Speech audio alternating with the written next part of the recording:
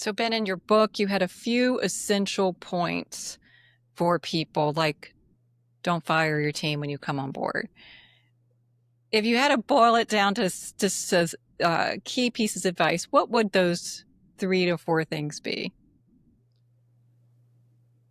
Well, and I even give some examples of that. But when I say don't fire people right away, or at least right away, what I mean by that is most teams have more potential than you think.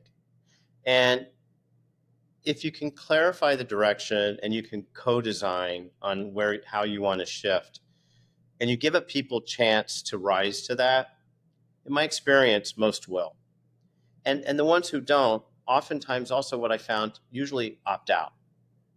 So the point to that is you don't have to fire necessarily because some people will realize they don't need to be there. And the reason why that's so important, the you have to think about the extended impacts of that. Because even then, people who are really on board may start to think that, oh, the hammer's dropping. And not necessarily from the experience that you're bringing or the action that you've taken, but what they've seen before.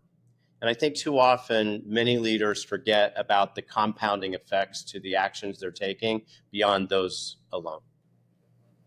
Hmm. I love that phrase, compounding effects.